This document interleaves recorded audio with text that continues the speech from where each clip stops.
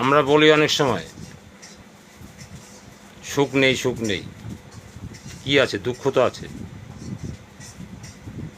দুঃখ থাকলে সুখ আসবে কোত্থেকে? দুঃখ যাবে, তারপর তো সুখ আসবে। কেউ তো বলে না দুঃখ নেই, দুঃখ নেই। দুঃখ তো অটোমেটিক চলে আসে।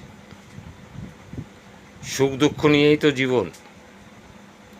সুখেও বাঁচতে হবে, দুঃখেও বাঁচতে হবে।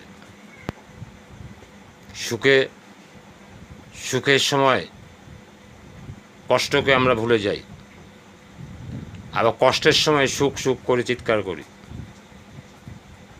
কোনটা দেবে ভগবান? আমাদের চাওয়ার তো সীমা নেই, অসীম চাহিদা। সেই অসীম চাহিদা পূরণ করার মতো কে আছে? কে ওয়ার্ল্ডে কে আছে?